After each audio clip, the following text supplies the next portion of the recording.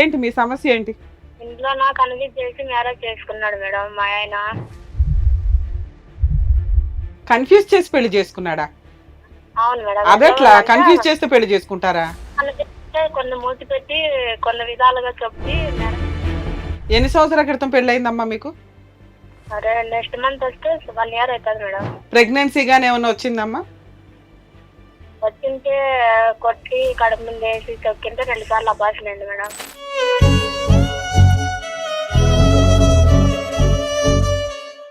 పదకొండు నెలల్లో 2 సార్లు ప్రెగ్నెన్సీ తీయించాడా? అది కడుపు మీద కొట్టి. ఎవరెవరు ఉండేవాళ్ళమ్మా ఇంట్లో? మా అత్త, మా మామ, నా మగుడు, నేను మేడం. మరి మీ ఆయన అంత కొడుతుంటే వాళ్ళు ఊరుకున్నారా? మా మామ కూడా అతనికే సపోర్ట్ మేడం. ఏంటి కొట్రా కోడలను కొట్రా అంటాడా? అవును మేడం, అతనికే సపోర్ట్. నాకొద్దు అని చాలా టార్చర్ మేడం.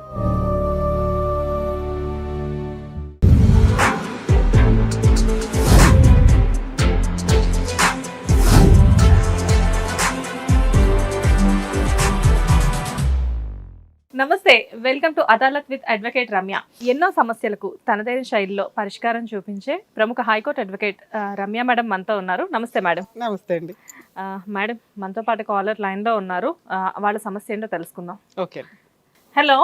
నమస్తే మేడం. నమస్తే మేడం. మేడం రమ్య మేడం ఉన్నారు, ఒకసారి మాట్లాడండి మ్యామ్. మేడం నమస్తే అమ్మా. నమస్తే మేడం. అమ్మా మీ పేరేంటి? నా పేరు మానస మేడం. నాది ఇక్కడ విలేజ్ వచ్చేసి మండలం. ఓకే అమ్మా. ఇంకా అసలు మీ ఊరు గొప్పతనం ఏంటి? మీ ఊర్లో పలానా ఐటమ్ చూడొచ్చండి, ఈ ప్లేస్ చూడొచ్చు అండి అంటానికి ఏమైనా ఉన్నాయా? ఏం లేదు మేడం, ఎవరు లేరు మేడం. ఎవరు బతికితే వాళ్ళు, నేను కూలిపోతే తినడానికి ఉంటుంది, లేకుంటే లేదు మేడం. ఓకే అమ్మా, సరే మీ సమస్య గురించి మాట్లాడుకుందామమ్మా. ఏంటి మీ సమస్య ఏంటి? ఇంట్లో నాకు కన్విన్స్ చేసి మ్యారేజ్ చేసుకున్నాడు మేడం మా ఆయన. కన్ఫ్యూజ్ చేసి పెళ్లి చేసుకున్నాడా? అవును మేడం. అదెట్లా కన్ఫ్యూజ్ చేస్తే పెళ్లి చేసుకుంటారా? కొన్ని మూసి పెట్టి కొన్ని విధాలుగా చెప్పి మ్యారేజ్ చేసుకున్నాడు. అబద్ధం చెప్పి పెళ్లి చేసుకున్నాడు. అవును మేడం. ఎన్ని సంవత్సరాల క్రితం పెళ్ళయిందమ్మా మీకు? సరే నెక్స్ట్ మంత్ వస్తే 1 year అవుతుంది మేడం. 1 yearేనా? అవును మేడం. ఇంకా 1 year సెలబ్రేషన్ కూడా జరగల, 11 నెలలు అయింది నీ పెళ్ళై. అవును మేడం. ప్రెగ్నెన్సీ గానీ ఏమైనా వచ్చిందమ్మా? వచ్చింటే కొట్టి కడుపు మీద వేసి తొక్కింటే 2 సార్లు అబార్షన్ అయింది మేడం.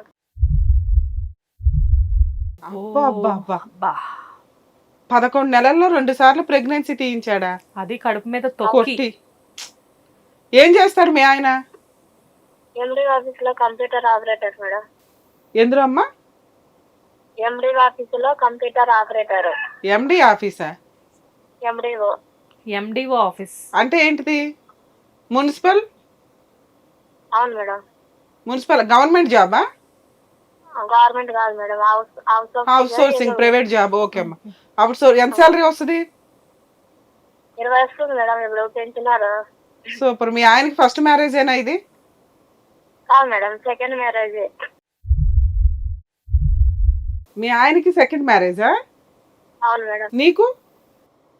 మాకు సెకండ్ మ్యారేజ్. నాకంటే ఏజ్ కాకుండా మ్యారేజ్ చేసినారు. అతనికి నాకు సంబంధం లేదు మేడం, ఎప్పటికో వదిలేసిన పెళ్ళి అయితేనే. కాదు, ఇప్పుడు నీకు ఆల్రెడీ ఒక పెళ్లి అయ్యింది, హస్బెండ్ ఏమయ్యాడు? నేను చిన్న వయసులోనే మా అమ్మ వాళ్ళు పెళ్లి చేసింటే వదిలేసినాను మేడం. చిన్న వయసులో. ఈ పెళ్లి అయ్యే టైంకి నీ వయసు ఎంతమ్మా? ఇప్పుడు 28 మేడం. 29, 28. ఓకే. 27 years లో ఈ సంబంధం వచ్చింది, పెళ్లి చేసుకున్నారు. చిన్నప్పుడు పెళ్లి ఆ వ్యక్తిని వదిలేసి ఎంతకాలం అయింది? అతను వదిలేసి ఇప్పుడు దాదాపు అంటే 9 ఏళ్ళు. 9-10 years బ్యాక్ వదిలేసావు. అవును మేడం. ఇతనికి పెళ్లి ఎప్పుడు అయింది? ఫస్ట్ మ్యారేజ్ ఎప్పుడు డైవర్స్ అయినాయి? అవన్నీ మనకు తెలియదు మేడం. అవే కన్విన్స్ చేసి ఇంట్లో వాళ్ళని మేము చేసుకుంటామని చెప్పి కన్విన్స్ చేసి చేసుకున్నారు. ఇప్పుడు నాకు వద్దు అని టార్చర్ పెట్టేది, కొట్టేది, పుట్టింటికి తరివేసినాడు మేడం. కాదమ్మా, నీకు ఒక సంబంధం వచ్చినప్పుడు అతనికి ఫస్ట్ మ్యారేజా సెకండ్ మ్యారేజా? ఫస్ట్ అమ్మాయి ఏం జరిగింది? చంపేశాడా? ఆ అమ్మాయికి డైవర్స్ ఇచ్చాడా? లేదా ఈయనకి ఏదైనా లోపం ఉండే అమ్మాయి వదిలేసిందా? ఒక ఆడపిల్లని ఇచ్చేటప్పుడు బేసిక్ ఇవి ఎంక్వైరీ చేసుకోవాలి కదా మీరు. అమ్మాయికి మెంటాలిటీ ఉందని ఇప్పుడు ఈ మధ్యనే తెలిసింది మేడం. అమ్మాయికి సైకలాజికల్ ప్రాబ్లం ఉండడం వల్ల వదిలేశాడు. వదిలేసి మీకు చెప్పిన అబద్ధాలు ఏంటి? అవును మేడం. మిమ్మల్ని పెళ్లి చేసుకోవడానికి మీకు చెప్పిన అబద్ధాలు ఏంటి? ఏం చెప్పారు? అంటే ఇవన్నీ మనకి చెప్పుకోకుండా చేసినారు, కానీ ఈ మధ్య ఇప్పుడు కేసుల వరకు అంతవరకు చేసినా ఏం కాలేదు మేడం. నాకు వద్దనే అంటున్నారు, అందుకోసము మీరు ఎప్పటిదాకా కలుసున్నారమ్మా మీ ఆయనతో మీరు? ఏం మేడం? ఎప్పటి వరకు కలుసున్నారు మీ ఆయనతో? ఇప్పుడు దాదాపు అంటే 2 నెలలు అయింది మేడం వదిలేసి. మా పుట్టిన ఏం జరిగింది లాస్ట్ రోజు? ఏం జరిగింది? నువ్వు పుట్టింటికి వచ్చేయడానికి కారణం ఏంటి? కొట్టేది, తరిమేది, మా అమ్మ ఇంట్లో పోతే ఇంట్లోకి వచ్చేది, అట్లా టార్చర్ చాలా భరించుకోలేక వచ్చినాను మేడం. ఎవరెవరు ఉండేవాళ్ళమ్మా ఇంట్లో? మా అత్త, మా మామ, నా మగుడు, నేను మేడం. మరి మీ ఆయన అంత కొడుతుంటే వాళ్ళు ఊరుకున్నారా? మా మామ కూడా అతనికే సపోర్ట్ మేడం. ఏంటి కొట్రా కోడలను కొట్రా అంటాడా? అవును మేడం, అతనికే సపోర్ట్. నాకు వద్దు అని భలే టార్చర్ మేడం. ఎందుకు అంత బలవంతంగా ఏమీ పెళ్లి చేసుకోలేదు కదమ్మా? అబద్ధాలు చెప్పి నువ్వు కావాలని ఏరుకోరి పెళ్లి చేసుకున్నారు. మళ్ళీ నిన్ను వద్దు అనడానికి కారణం ఏంటి? అసలు నీ వైపు నుంచి ఏం తప్పులు ఉన్నాయి? అంటే ఇతను మా మామ బిడ్డ మాటలు వింటాడు, నా మొగుడు బిడ్డ మాటలు, అక్క మాటలు వింటాడు అన్నమాట. బిడ్డ మాటలు వింటారు. ఓకే. అట్లా ఇప్పుడు నన్ను టార్చర్ ఆయన ఒప్పుకుంటేనే ఇప్పుడు సంసారం జరుగుతుంది, లేకుంటే జరగదు మేడం. ఆవిడకి తెలియదా మీరు పెళ్లి చేసుకుంటున్న సంగతి? ఆవిడ వచ్చి ఆడపడిచి కట్నాలు అవి తీసుకునే ఉంటుంటది కదా? వాళ్ళందరూ వచ్చినారు మేడం, పెళ్లి ఫోటోలు అన్ని ఉన్నాయి, వాళ్ళు వచ్చి పెళ్లి చేసినారు. మరి నువ్వు నచ్చపోవడానికి కారణం ఏంటి? అంటే వాళ్ళు లేకుంటే ఎప్పటికీ అన్నం లేదంట మేడం. ఓకే. అందుకు మీరన్నారు అంత న్యాయం చేస్తే నాకు బాగుంటుంది. మా ఇంట్లో చాలా బీదాలు మేడం మేము. ఓకే అమ్మా, మరి మీ ఇంట్లో మీరు చాలా భేదవాళ్ళు ఉన్నంతలో ఒక సంబంధం వచ్చింది, సర్దుకుపోయావా? ఎందుకు అనవసరమైన గొడవలు? ఎంత సర్దుకోపోయినా, పెద్ద మనుషుల ద్వారా తెలుసుకోపోయినా, ఇంట్లో వాళ్ళని తెలుసుకోపోయినా, అందరినీ తెలుసుకోపోయినా దారికి రాలేదు మేడం. మీ పొజిషన్ ఏమన్నా దారికి వస్తాడేమో అని ఇప్పుడు నీకు కాల్ చేసిన యూట్యూబ్ లో చూసి. ఓకే అమ్మా, అంటే నీ మీద ఏం చెప్తారు వాళ్ళు? ఇంట్లో పని చేయదు అంటారా, లేకపోతే నిద్రపోయి లెగదంటారా, గంటల ఫోన్ మాట్లాడుతుంది అంటారా? ఏమ్మా? మా ఆయనకి వేరే అమ్మతో సంబంధం ఉంది. ఆ విషయం నీకెలా తెలిసింది? నేను చూసినాను మేడం. చూసావా? ఎలా? ఇద్దరు మా ఫోన్ చేసేది, మాట్లాడుకునేది, బాగా ఇంటికి వచ్చేది. భార్య కదా, అన్ని విధాలుగా భర్తకి ఎట్లా చేస్తారో అట్లా చేస్తుంది అమ్మ. అబ్బాబ్బా, మీ ఇంటికి వస్తుందా డైరెక్ట్ గా? అవును మేడం, ఇంటికి ఎదురుగ్గా మేడం. ఏం సేవలు చేస్తుంది? రోజు వంటలు చేసి తీసుకురావడం, ఆయన రాగానే వేడి నీళ్ళు పెట్టడం, ఇవి చేస్తుందా? అవును మేడం. అవునా? తెలియంతాను ఇదంతా. సరే, మనం వచ్చేసి 2 months అయింది కదా, ఈ 2 months లో పెద్ద మనుషులు పంచాయతీలు గానీ ఏమైనా జరిగినాయా? పంచాయతీలు అన్ని చేసినారు మేడం. ఏమంటాడు ఫైనల్ గా? మా మామ అయితే చాలా మాకు వద్దు, వాళ్ళందరూ ఇది చేయాలా, అది చేయాలా, మాకు వద్దు, చాలా హింసలు పెట్టినాడు మేడం. మరి మీ ఇంట్లో వాళ్ళు ఏమంటున్నారు? సంబంధం తెచ్చి చేసిన మీ నాన్న, మీ అమ్మ అందరూ ఇప్పుడు అతన్ని కూడా బాగా బ్యాటరీకి బాగా కొట్లాడి అంతా చేసినారు మేడం. అంతా గొడవ అంతా చేసినారు, అయినా దారికి రాలే మేడం. ఇట్లా అనుకుని చెప్తున్నాను. పోలీస్ స్టేషన్కి వెళ్ళి కంప్లైంట్ ఇచ్చారమ్మా? ఇచ్చినాను మేడం. ఏమైంది? ఏం పట్టించుకోలేదు మేడం. అందుకు మీ దగ్గరికి పోలీస్ స్టేషన్ లో ఏం పట్టించుకోపోవడం ఏంటి? మీరు పోలీస్ స్టేషన్ లో కంప్లైంట్ ఇచ్చినాక వాళ్ళ ఫోన్ చేసి పిలిపిస్తారు, కౌన్సిలింగ్ ఉంటది. ఇవి జరిగినాయా జరగలేదా మేడం? మహిళా దానికి కూడా పోయేసినాను మేడం, మహిళా దానికి కూడా పోయేసిన నేను అనంతపురంలో. వాళ్ళకే దారి రావడం లేదు, ఇంక వాళ్ళేం చేస్తారు మేడం? అదే మీ దారి ఏమన్నా మీరు సరిగ్గా యాక్షన్ తీసుకుంటే మీకు ఏమన్నా ఉంటుందేమో అని మీకు కాల్ చేసినాను మేడం, అంత తప్ప. పోలీసులు పిలిచినా వాళ్ళు రావట్లేదా? రావట్లేదు మేడం, అన్ని ఎదురు స్టేషన్లే, అంతా ఎదురే, ఫోన్లోనే డీల్ కావాలంటాడు, ఫోన్లోనే. అందుకు గట్టిగా మీరన్నా బుద్ధి చెప్తారేమో. అదే మేము చేయాల్సింది చేద్దాం గానీ ముందు నీ హక్కులు ఏంటో నీకు తెలియాలి కదమ్మా. నువ్వేమనుకుంటున్నావంటే పోలీసులు ఏమీ చేయలేరు, నేనేమీ చేయలేను కాబట్టి టీవీ షోలోనే న్యాయం జరిగిద్ది అనుకోవడం అన్ని సందర్భాల్లో కరెక్ట్ కాదు కదా. ఇప్పుడు మీ ఆయన ఫోన్ లో మాట్లాడతాడు గానీ ఫిజికల్ గా రాడా? డైరెక్ట్ గా వచ్చి మాట్లాడ్డా? డైరెక్ట్ అదే మాట్లాడు మేడం. వచ్చినాడు ఒకసారి last final SI sir phone చేసి తిట్టింటే పిలుచుకోపోతానన్నాడు, పిలుచుకోపోయినాడు. పోయి ఇంట్లో కూర్చున్నాడు, రూమ్ తీసి అలాగే పెట్టినాడు. సో ఇప్పుడు నీకు అర్థమైందిగా, పోలీసులు ఫోన్ చేస్తే అతను వస్తాడు, వచ్చి సెటిల్ చేసుకున్నాడు. వేరే కాపురం పెడతాను నా భార్యని తీసుకెళ్ళి అన్నాడు, తీసుకెళ్ళాడు. ఊరినే ఉత్తరం ఒకటి పెట్టినాడు మేడం. గ్యాస్ లేదు, బియ్యం లేవు, కూరగాయలు లేవు, ఏం లేవు. సరే తెస్తే తిను, లేకపోతే మీ నాన్న దగ్గర నుంచి ఒక 1000 రూపాయలు తీసుకుని వెళ్ళి రోజుకు స్విగ్గీలో 50 రూపాయలు 100 రూపాయలకి ఏదో ఆర్డర్ చేసుకుని సైలెంట్ గా తిని నేనేమీ తినలేదని బిల్డప్ ఇస్తే అయిపోయేది కదా. చేసినాను మేడం, అట్లా ఒక 1 వీక్ చేసిన అట్లా. ఏది సీక్రెట్ గా తినేసా? సూపర్. అయినా కూడా వర్కౌట్ అవ్వలేదా? కాలేదు మేడం, రాలే. నేను ఒక్కదాన్నే టౌన్ లో ఎట్లుండాలి మేడం, 2 కిలోమీటర్లు అవుతాయి. ఎంతమంది తెచ్చుకోవాలనుకున్నా, తినేడు పోవాలనుకున్నా 2 కిలోమీటర్లో పెట్టినాడు, దగ్గరలో లేవు. ఓకే, మరి ఆయన ఏం తినేవాడు? ఏం వంట చేయకపోతే ఆయన ఏం తినేవాడు ఇంటికి వచ్చి? అతను లేడు, నా దగ్గర లేడు మేడం. పెట్టినాడు, పోయినాడు. మరి ఫోన్ చేస్తే ఫోన్ స్విచ్ ఆఫ్. అలా 1 వీక్ ఉన్నావా? అవును మేడం. అప్పుడు పోలీసులు ఫోన్ చేస్తే ఈసారి అరెస్ట్ చేసేవాళ్ళు కదమ్మా, అలాంటి తెంగర పని చేసినందుకు అతను. మేడం అంతా చెప్పినాను, మీ పెద్దలతో మాట్లాడండి అమ్మా అన్నాడు. సర్లేనని మా వాళ్ళతో మాట్లాడి నేను ఊరికి వచ్చినాను మేడం. ఎన్నో రోజులన్నీ చూస్తావు. అవునవును, అక్కడ ఎవరు లేకుండా నువ్వు ఒకదాని ఎక్కడ ఉంటావు తల్లి? అదే మేడం, చూసే వాళ్ళకి ఎట్లుంటాయి మేడం ఇంటి చుట్టుపక్కలనా? అవునమ్మా. అట్లా భరించుకొని అట్లా చేసి ఈ రోజు ఇట్లా వచ్చినాను మేడం. అందుకు యూట్యూబ్ లో చూసి మీకు కాల్ చేసినాను. అట్లాగే ఏమన్నా ఇప్పుడు పోలీస్ స్టేషన్ లో కేసు పెట్టి అతన్ని శిక్షించాలనుకుంటున్నావా, లేదా ఆయన పిలిపించి కౌన్సిలింగ్ ఇచ్చి నీతో కలిపి పంపించాలనుకుంటున్నావా? నానైతే కావాలనుకున్నాను మేడం, నేనైతే చేయాలనుకున్నాను. అతను సరిగ్గా దారికి రావడం లేదు, వాళ్ళ అక్క చెప్పినట్లే ఆట ఆడుతున్నాడు. ఓకే, ఇప్పుడు నీకు సీన్ అర్థమైంది కదా. ఒకసేపు సైలెంట్ గా ఉండు, ఏం చేస్తే బెటర్, ఏది ఎలా చేస్తే ఎలా ఉంటుందో చెప్తాను, మళ్ళీ మాట్లాడతాం మీతో. మీరు లైన్ లోనే ఉండండి. సర్లే మేడం. శ్వేత, ఈ కేసు అబ్జర్వ్ చేస్తే మనం ఈ కేసు ఒక అమ్మాయికి ఇంట్లో ఫైనాన్షియల్ ప్రాబ్లం వల్ల కానీ దేనివల్ల కానీ చాలా చిన్న వయసులోనే పెళ్ళైపోయింది. తనకున్న మెచ్యూరిటీ లెవెల్స్కి భర్త అంటే అత్తమామలు ఏంటి, ఆ కుటుంబం ఏంటి అనేది పూర్తిగా తెలియదు. సో ఆల్రెడీ అతన్ని వదిలేసి నాకు వద్దు మొర్రు, అసలు ఈ పెళ్ళి అనే సిస్టమ్ ఏంటో కూడా నాకు అర్థం కావట్లేదని. అంటే అమ్మాయికి మ్యారేజ్ చాలా చిన్న వయసులో అయినట్టు, ఎందుకంటే ఇప్పుడే 28 ఇయర్స్. సో 10 ఇయర్స్ బ్యాక్ అతను వదిలేసిందంటే ఇమీడియట్గా వదిలేసింది. ఆ 16, 17, 18 ఇయర్స్లో జరిగే పెళ్ళి అనేది తనకు అంత అవగాహన లేదు, దానికి ఎట్లా అడ్జస్ట్ అవ్వాలనేది తెలియదు. సో నెక్స్ట్ ఏం జరిగింది, 10 ఏళ్ళు ఖాళీగానే ఉంది. సో అట్లీస్ట్ అప్పుడైనా తను చదివించడమో ఏదైనా జాబ్లో పెట్టడమో, అలా తన్నే తాను పోషించుకునేలాగా అక్కడ సరౌండింగ్స్లో వాళ్ళ ఇంట్లో వాళ్ళు కానీ ఏదైనా అమ్మాయిని ప్రొవోక్ చేసి కాస్త మోటివేట్ చేస్తుంటే బాగుండేది.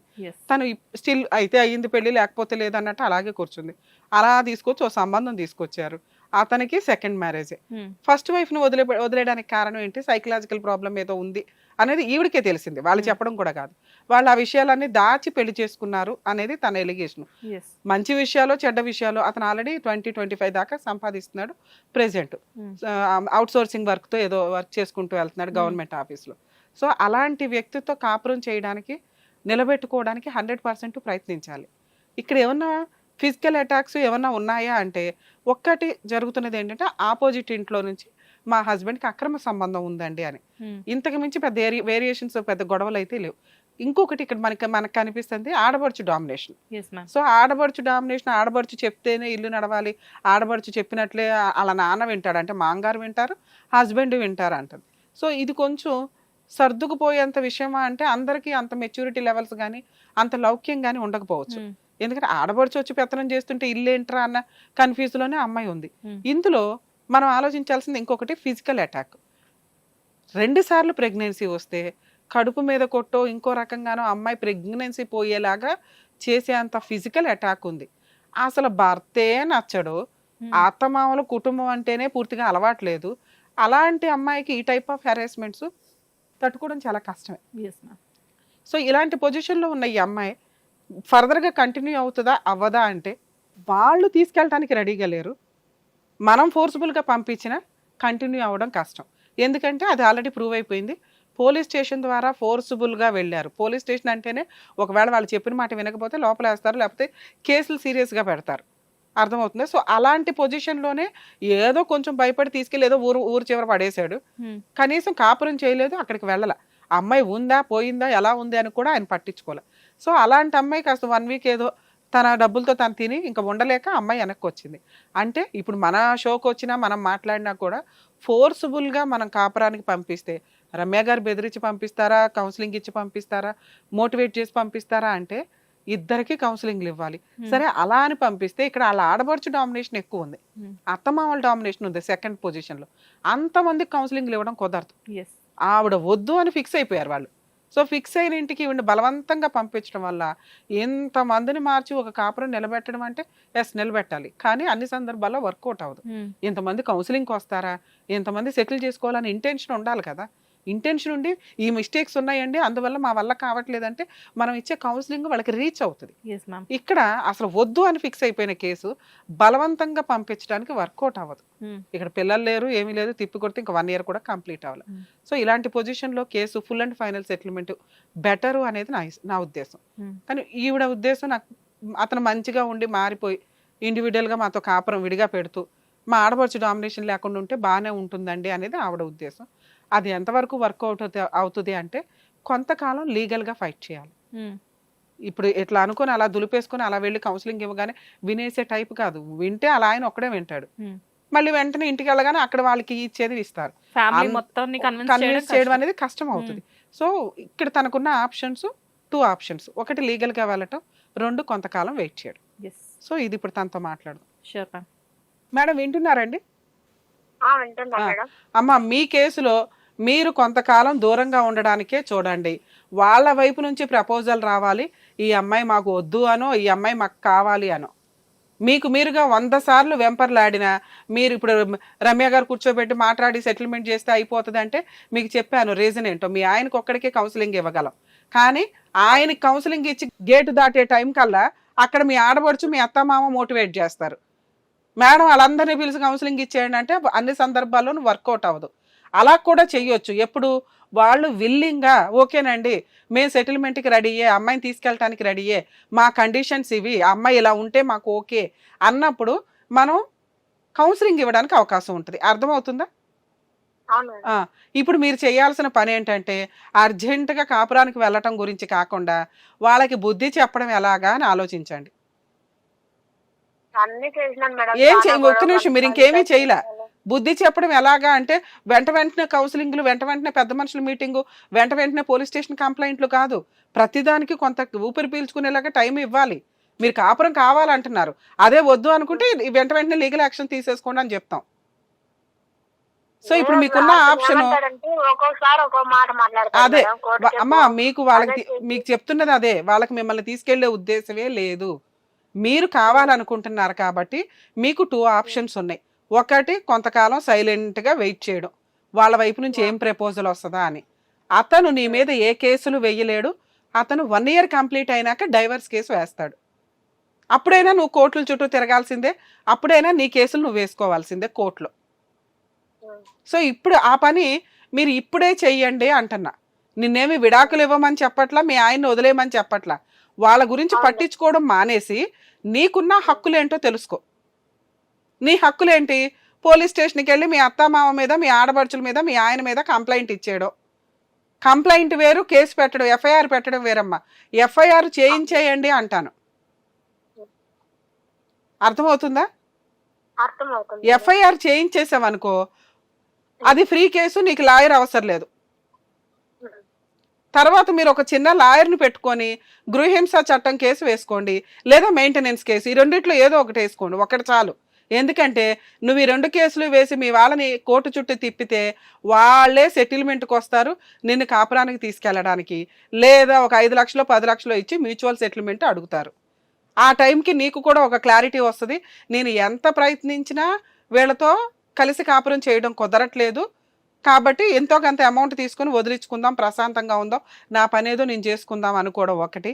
లేదా వద్దండి ఏం జరిగినా పర్వాలా, నాకు జీవితకాలం మెయింటెనెన్స్ కావాలి, నేను ఇప్పుడు ఇంకో పెళ్లి చేసుకోలేను కదా అంటే జీవితకాలం నువ్వు బతుకున్నంత వరకు మెయింటెనెన్స్ వసూలు చేసుకోవచ్చు అతని దగ్గర నుంచి. అదేనమ్మా, అలా చెయ్యడం కోసమే నీకు ఫస్ట్ ఆ పనే స్టార్ట్ చెయ్యి నువ్వు అంటున్నా. నువ్వు ఆ పని స్టార్ట్ చేస్తే మిగతా కాపురం నిలబడటమా ఏంటా అనేది నీకు అర్థమైపోద్ది. వాళ్ళే నీ దగ్గరికి వస్తారు, నువ్వు ప్రతిసారి వాళ్ళ దగ్గరికి వెళ్ళడం కాదు. ఇప్పుడు మేము పిలిపించినా వాళ్ళు రారు తల్లి. నువ్వు ఇప్పుడు నేను చెప్పిన ఈ 2 పనులు చెయ్యి. 1 పోలీస్ స్టేషన్లో కేసు వేసి, 2 లాయర్ని పెట్టుకొని నేను చెప్పిన DVC case, MC case file చేసుకొని రిలాక్స్గా కూర్చో. మిగతావి జరగాల్సినవి 1-2 ఇయర్స్లో జరిగిపోతాయి. మేడం ఒక్క నిమిషం. చేయాలనే ఉంది మేడం, విడిచిపెడితే నాకు జీతం లేదు. అమ్మా ఎంతకాలం బతికారు కదమ్మా. అవును మేడం. అతను వదిలిపెడితే జీవితం లేదు అంటానికి బలవంతంగా నిన్ను తీసుకెళ్ళాలి ఇంట్లో కాపురం చేయించామనుకో, చంపేస్తారో, కిరసనాలే పోస్తారో, గ్యాస్ సిలిండర్లే వదులుతారో, లేదా నీకు సైకలాజికల్ డిప్రెషన్ తీసుకొచ్చి నీకు నువ్వే సూసైడ్ చేసుకునేలాగా చేస్తారు. బలవంతంగా కాపురాలు కలపడం కుదరదమ్మా చట్టపరంగా కూడా. అర్థమవుతుందా? నీకు ఆల్రెడీ ఏం చెప్తున్నాను, మీ మ్యాటర్లో వాళ్ళకి వాళ్ళు వచ్చి నాకు ఆ అమ్మాయి కావాలి అంటే తప్ప వాళ్ళకి కౌన్సిలింగ్ ఇవ్వడం కుదరదు. 2, మీరు ఈ కేసులు వేసుకుంటే మీకు నెల నెల మెయింటెనెన్స్ వస్తుంది. ఆటోమేటిక్గా వాళ్ళే సెటిల్మెంట్కి వస్తారు. అది మ్యూచువల్ సెటిల్మెంటా, కాపురానికి తీసుకెళ్తారా, నువ్వు అనుకున్నట్టు అప్పుడు జరిగిద్ది. నువ్వు ఖాళీగా ఇంట్లో కూర్చొని ఇట్లా చిటికలు వేస్తే ప్రాబ్లం క్లియర్ అవ్వాలి అంటే అవ్వదు. అదే అడుగుతున్నాను మేడం, మీ ద్వారా అట్లా చేయండి మేడం. మీరు ఏ ఊరమ్మా? ఉరవకొండ ఎక్కడో చెప్పావు, మేము ఉండేది హైదరాబాదు. అక్కడ దాకా వచ్చి కేసులు వేయలేం కదమ్మా. లేదు మేడం, నాకు నా వల్ల ఇట్లా అంటే పోస్ట్ ద్వారా చేయండి మేడం నాకు. ఇక అన్ని మీరు అనుకున్నట్టు అయిపోతే అట్లా తల్లి. ఇప్పుడు పోలీస్ స్టేషన్ కేసు అయితే ఫ్రీ కేసు కదా, ముందు ఆ పని చెయ్యండి. పోలీస్ స్టేషన్ ఎఫ్ఐఆర్ అయిపోయింది, ఛార్జ్ షీట్ అయిపోయింది మేడం అన్నప్పుడు ఫోన్ చేయండి. తర్వాత అక్కడ లాయర్ని పెట్టించటమా, మేమేం చేయగలం అనేది ఆలోచిస్తాం.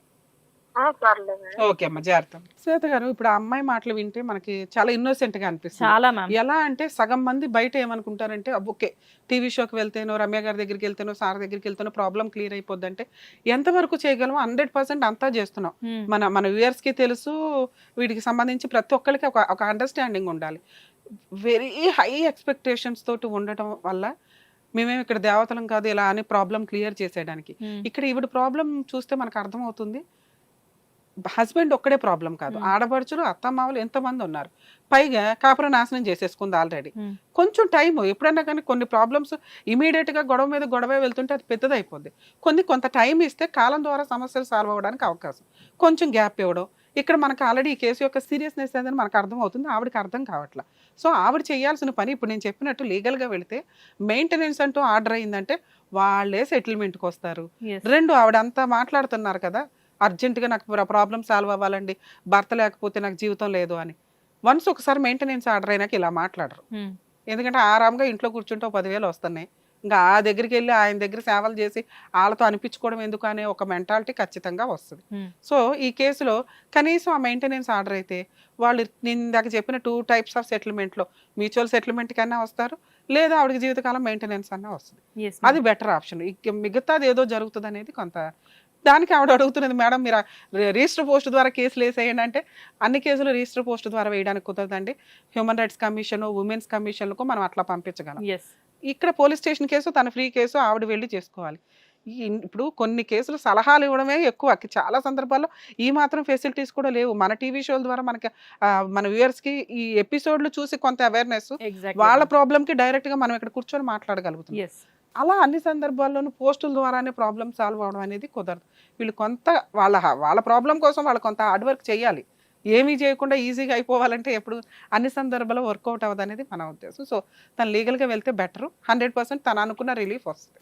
మీరు అన్నట్లుగా ఆవిడ చాలా ఇన్నోసెంట్ గా మాట్లాడుతున్నారు. మేడం ప్లీజ్ మేడం నా కోసం ఏదో ఒకటి చెయ్యండి అని ఆవిడ అడగడంలో ఆవిడ అమాయకత్వం కనబడుతుంది. బట్ చాలా వరకు తెలియని విషయం ఏంటంటే మల్టిపుల్ ఆప్షన్స్ ఉన్నప్పటికీ కూడా ఒకటే సింగిల్ సొల్యూషన్ మీరు ఇచ్చే మాటల్లో చాలా మంది రిసీవ్ చేసుకుంటున్నారు. ఇక్కడ దాకా ఫోన్ కాల్ రాని వాళ్ళు కూడా ఎంతోమంది సజెషన్స్ విని ఇంకా ఏం చేయొచ్చు, ఏం చేయాలి అని ఫర్దర్ స్టెప్స్ అన్ని తీసుకొని ఆ ప్రొసీజర్స్ అంతా ఫాలో అవుతున్నారు. డెఫినెట్గా మీరు అన్నట్లు ఈవిడ ఛార్జ్ షీట్ అంతా ఫైల్ చేసిన తర్వాత మళ్ళీ ఒకసారి కనుక మనకు కాల్ చేస్తే మీరు చెప్పాల్సిన సజెషన్స్ మీరు చెప్తారు. ఎనీవేస్ ఫైనల్గా ఆవిడకి మంచి ధైర్యం ఇచ్చారు ma'am. Thank you so much. Thank you.